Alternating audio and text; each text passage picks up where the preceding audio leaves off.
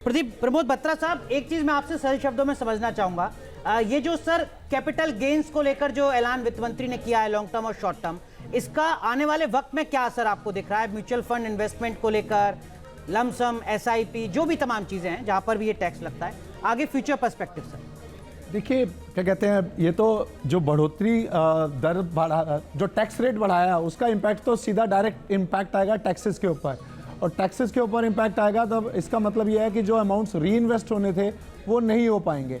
लोगों का contribution towards the industry will definitely reduce the focus. In fact times have always told us कि जब जब टैक्स रेट घटे हैं तभी बिजनेस बढ़ा है, तभी टैक्सेस की कलेक्शन भी बढ़ी है। Now people will try to find ways and means of reducing their taxes in the future also. So I think this is not a very welcome move.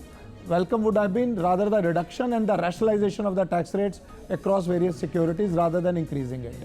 शायद इसलिए शेयर मार्केट भी इस चीज़ को बहुत अच्छे से अडॉप्ट नहीं कर रहा था, बहुत पॉजिटिवली नहीं ले रहा था। अच्छा, एक पॉइंट मैं अभी ग्राफिक्स में देख रहा था, मैं ज़रा इस पे एक बार आना चाहता हूँ बहुत ही लाइट नोट पे।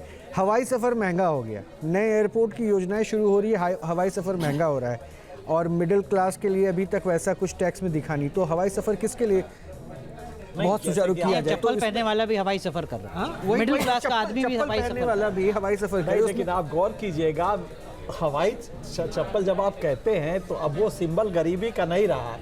एक कंपनी है जिसका चप्पल 2400 रुपए का हवाई चप्पल आता है, और वो अक्सर हम देखते हैं लोग पहन के हवाई अड्डे पे जाते हैं। मैं कंपनी का नाम नहीं इसलिए ले रहा हूँ कि वो एडवर्टीजमेंट हो जाएगा, अदरवाइज वो स्किड फ्री कहते हैं उसको। लेकिन वो तो इसलिए आप हवाई चप्पल ना कहिए। हाँ, जो स्लैब बनाया है टैक्स का, ये मैं आपको अपने व्यूअर्स को बताना चाहता हूँ कि जो पहला स्लैब जो जीरो टैक्स का है वो 3 लाख तक का है, 3 से 7 लाख का एक स्लैब है, 7 से 10 लाख का एक स्लैब है, 10 से 12 का एक स्लैब है, और फिर 12 से 15, 15 से अब वो मतलब इन्फिनिटी है। तो आप ये समझ सकते हैं कि ये स्लैब्स जो हैं इसमें थोड़ा सा ट्वीक किया है उन्होंने, चेंज किया है, और जो हाईएस्ट है वो 15 लाख के ऊपर कर दिया है, 30% जिसमें होगा। ये हमें लगता है कि ये जो मिडिल क्लास तो बहुत बड़ा एक रेंज होता है, लेकिन जो एवरेज सैलरी वाला है उसको थोड़ी सी टैक्स में राहत मिलेगी, क्योंकि तब वो 10 लाख पे जो 30% देता था और उसके बाद वो देता था सरचार्ज जी, वो उसका कम हो गया है। तो ये एक रिलीफ मिलेगा उस वर्ग को। ठीक है, इस बीच पॉलिटिकल रिएक्शंस आने शुरू हो चुके हैं। बजट पर बीएसपी अध्यक्ष मायावती का बयान आया है, संसद में पेश बजट अपने पुराने ढर्रे पर ही है, अच्छे दिन की उम्मीदों वाला बजट नहीं है, ये कहना है मायावती का। 125 करोड़ से ज्यादा कमजोर तबके के लोगों की उपेक्षा हुई है इस बजट में। अपेक्षित सुधारवादी नीति नीयत का अभाव है इस बजट में, ये कहना है मायावती का। बजट से क्या लोगों का जीवन खुशहाल हो पाएगा, ये सवाल खड़ा किया है। साथ ही साथ केंद्र बीएसपी सरकार की तरह हर हाथ को काम दे, ये नसीहत भी यहाँ पर दी है बीएसपी अध्यक्ष मायावती ने। तो पॉलिटिकल रिएक्शंस आने शुरू हो चुके हैं, अब कांग्रेस किस तरीके से रिएक्ट करती है इसका इंतजार भी करना होगा। लेकिन मनोज सर, आपकी निजी राय, कैपिटल गेन्स में इजाफा क्या इन्वेस्टमेंट को जो एक अलग तरीके से बढ़ रहा था म्यूचुअल फंड में और तमाम चीज़ों में, क्या उसको कम करेगा? देखिए, ऐसा है कि आज अगर किसी के पास सरप्लस मनी है, लेट अस अज्यूम कि एक रिटेल इन्वेस्टर है और उसके पास 10,000 रुपीज़ हैं एक महीने में आज की डेट में इन्वेस्ट करने को, तो अगर वो एफडी में इन्वेस्ट करता है तो एफडी में एक तो रिटर्न कम है, प्लस ऊपर से वो जो भी उसकी इंटरेस्ट इनकम होगी वो उसकी इनकम में काउंट होगी, और जो टैक्स है वो जो उसका रेगुलर टैक्स स्लैब है उसी के बेसिस पे उसमें टैक्स लगेगा।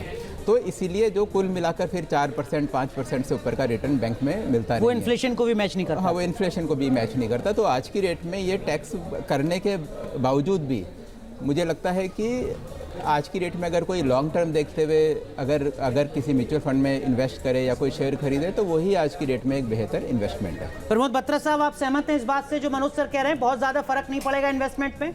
बहुत ज़्यादा फर्क नहीं पड़ना चाहिए, क्योंकि मार्जिनल टैक्स इंक्रीज ही है, it will stabilize over a period of time. लेकिन सिक्योरिटी पॉइंट ऑफ व्यू से क्या, जिस पर कंसर्न जताया जा रहा है एफएनओ को, अगर टैक्स बढ़ाया गया तो सिक्योरिटी पॉइंट ऑफ व्यू नहीं, तो देखिए ऐसा है कि डे ट्रेडिंग की अगर हम बात करें तो वो तो हमेशा एक रिस्की है। दूसरा, जब आप इक्विटी खरीदते हैं तो आप ये सोचकर खरीदते हैं कि इक्विटी में रिस्क होता ही है, लेकिन अनफॉर्चुनेटली जो रिटेल इन्वेस्टर है उसमें उसको जो एजुकेशन होनी चाहिए वो एजुकेशन नहीं होती। फिर दूसरा, आपने देखा होगा कि मार्केट में हमेशा कुछ क्षण आते हैं, जैसे समय हर्षद मेहता हुए, केतन पारिक हुए, या फिर बीच 2008 की मंदी हाँ 2008 की मंदी हुई। तो उसके बाद फिर जब मार्केट जब क्रैश होता है तो जो रिटेल इन्वेस्टर है वही सबसे पहले फंसता है और उसके एग्जिट का कोई मौका नहीं मिलता, और उसे तो लगता है कि भाई ठीक है, मेरे पड़ोसी ने या मेरे दोस्त ने पैसा लगाया, वो यहाँ से यहाँ पहुँच गया। और मोस्ट ऑफ द टाइम मेरा जो ऑब्जर्वेशन है, मेरे तो इतना लंबा टाइम हो गया, मेरे को ये ऑब्जर्वेशन है कि जिस समय retail investor quality of company क्या है वो भी नहीं देखता। जितने भी रूमर होते हैं वो सारा का सारा रिटेल इन्वेस्टर को ही इम्पैक्ट करते हैं। तो ऐसे में, और अगर आज शेयर मार्केट को देखें तो जनरली हमारी जो इकोनॉमिक कंडीशन है और जो शेयर मार्केट की परफॉर्मेंस है, जिस तरीके से शेयर मार्केट भाग रहा है, दोनों के बीच में एक बहुत बड़ा मिसमैच है, जो कि एक स्केरी चीज़ है आज की डेट में, और ख़ास तौर से जो छोटा इन्वेस्टर है उसके लिए। अगर आप म्यूचुअल फंड में भी, स्मॉल कैप वगैरह में अगर आप इन्वेस्ट करते हैं और जब मार्केट डूबता है तो उसमें भी एग्जिट करने का मौका नहीं मिलता। अगर आपने टाटा, रिलायंस या अडानी की जो कंपनियां हैं उसमें अगर इन्वेस्ट करा है तो एक बार ही ठीक है।